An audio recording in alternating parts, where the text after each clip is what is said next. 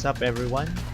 Welcome to another episode of Einsteinatics TV. Today we are going to explore Science 7 Quarter 1 Module 4, which deals with saturated, unsaturated, and supersaturated solutions.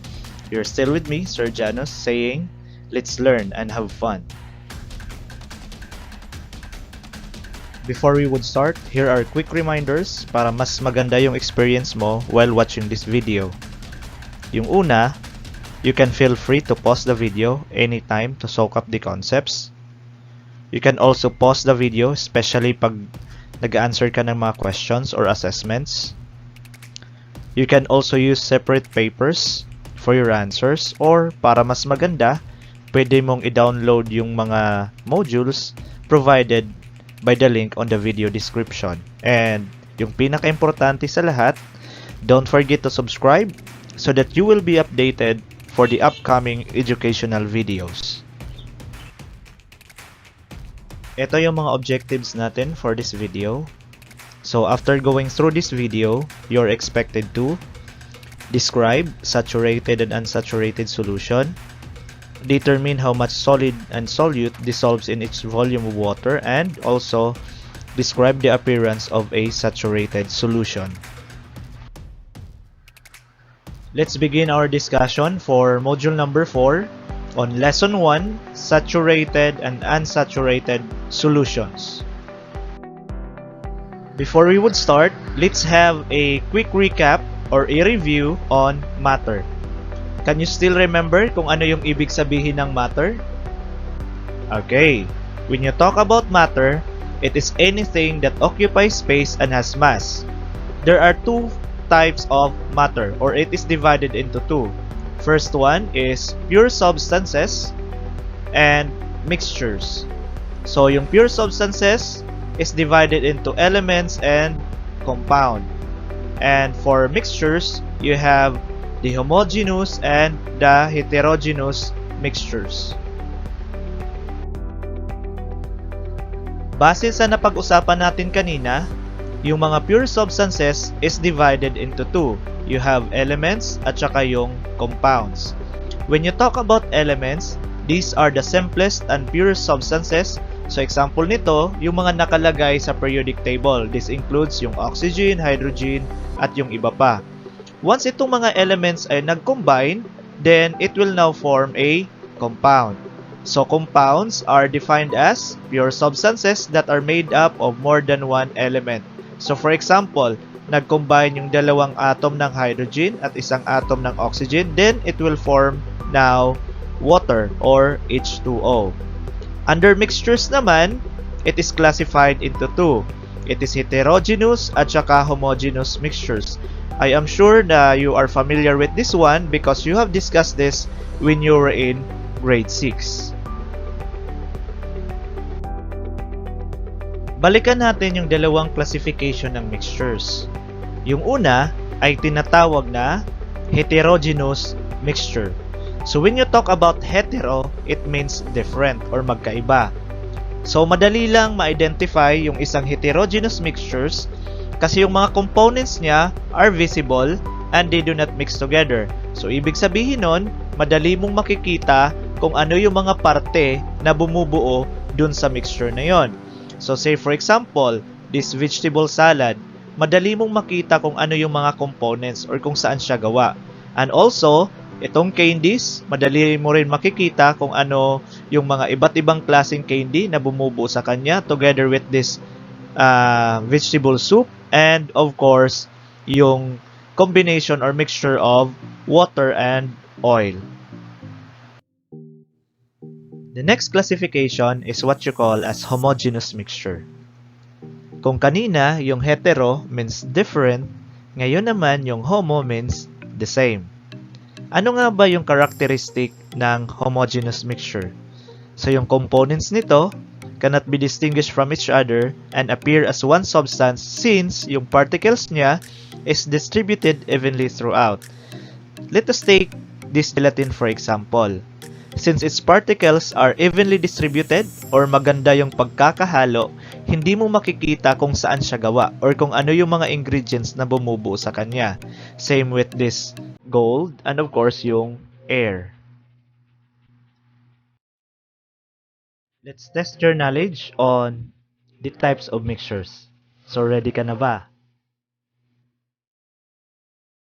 For this challenge, all you have to do is tingnan yung mga larawan sa ibaba and hulaan mo kung saan siya kabilang. Kung homogeneous ba siya or sa heterogeneous mixture. So ano yung mga substances na yon? Andito yung cake batter mix, meron ding vegetable salad, pizza, juice drink, you have also a coffee mixture, chocolate chip cookie, you have a banana cake, candies, and of course, a soup. Ayan. Okay? Now, tingnan natin yung mga tamang sagot. For the homogeneous mixture, andyan yung coffee mixture, the banana cake, cake mix, and of course, the juice. For the heterogeneous, andyan yung sa macaroni soup. You have also the vegetable salad, candies, pizza, and of course, the chocolate chip cookie. The commonality or pagkakapareho dito is you can see na it is indistinguishable or hindi mo na makikita yung individual components or ingredients kung saan siya gawa. Whereas on the other hand, dito sa heterogeneous mixture, makikita mo yung mga components niya. So that's the difference between homogeneous and heterogeneous mixtures. Ngayon naman, pag-usapan natin yung isang klase ng homogeneous mixture known as solution. So ano nga ba yung solution? So yung solution ay binubuo ng dalawa, yung solute at saka yung solvent. Yung solute ay inihahalo sa solvent, tapos yung solvent naman ay tinutunaw yung solute. And the combination of the two is what you call as solution. Those are the components of a solution. So ano nga ba yung solution? When we talk about solution, ito ay isang klase ng mixture that is made up when one substance dissolves and mixes fully with one another. Ano nga ba yung mga examples nito? So kabilang sa mga example nito yung instant coffee o yung kape. Yung solute dito is yung coffee granules or siya yung solid na tinutunaw. Whereas yung solvent naman or does the dissolving is yung hot water or yung mainit na tubig. Okay? So, meron ka pa bang alam na mga types of solutions? So, napakarami. So, kabilang na dyan yung soft drinks, fruit juice, and others as long as it is evenly distributed. Another difference between the solute and solvent, yung solute is mas kaunti yung kanyang quantity or dami. Whereas pag sinabing solvent naman is mas marami siya kung ikukumpara doon sa solute. Solute, siya yung tinutunaw. Solvent, siya naman yung tumutunaw.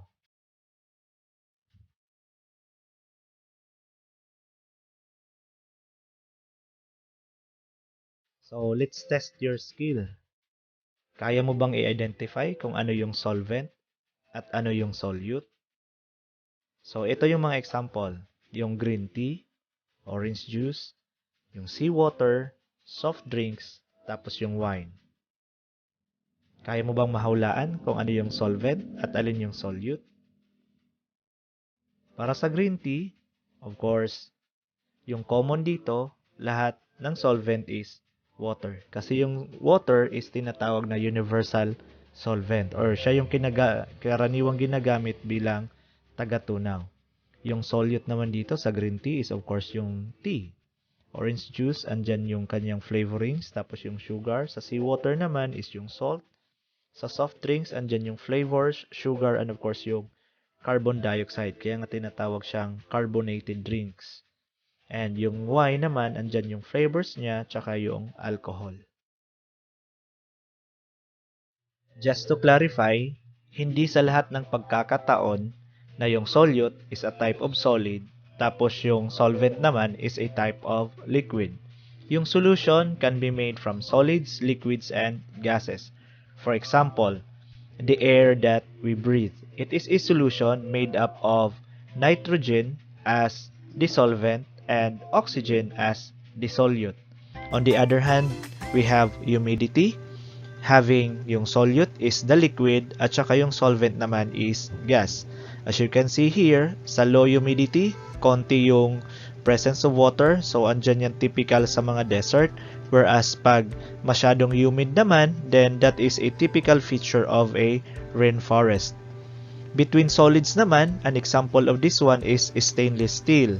So, stainless steel is made up of yung solute, yung chromium, at saka yung solvent naman is yung iron, which is dissolved in iron to form a shiny steel, such as this one, para hindi siya madaling kalawangin.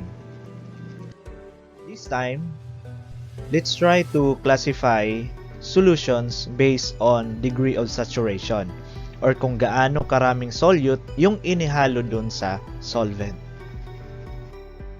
Bago tayo pumunta sa degree of solubility, let us define first what is solubility. When we talk about solubility, ito yung kakayahang matunaw ng isang substance. Or, it is the maximum amount of solute that can be dissolved in a given amount of solvent at a specific temperature. Usually, ito ay ina-express sa grams of a solute per 100 ml of a solvent. Bawat isang substance is meron siyang fixed na solubility rate. Pag hindi siya nag-dissolve, ibig sabihin yung solubility is equals to 0. First type of solution is what you call as unsaturated solution, or it is also known as dilute. Kung sa Tagalog, ito ay malabnaw. This is characterized by a less than maximum amount of solute for the temperature is dissolved in the solvent. Usually, wala kang makikita na solid na natitira doon sa container at saka it is lighter in color. So yan, madali mo siyang makita or ma-classify kasi usual yung color niya is lighter or malabnaw yung kanyang kulay. The next type is what you call as saturated solution.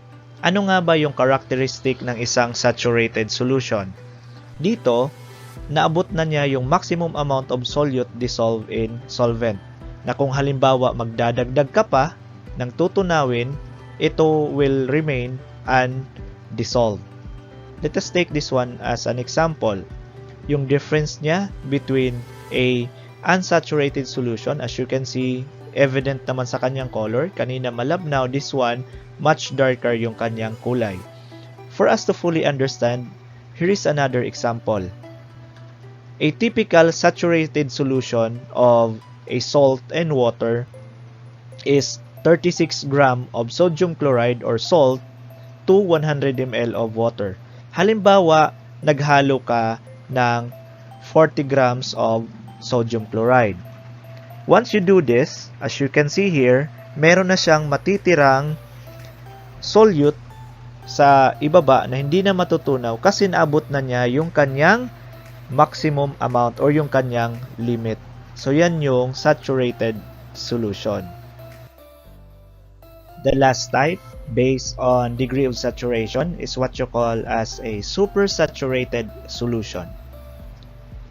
What is supersaturated solution? This is a type of solution that contain more solute than normal by raising the temperature of the solvent.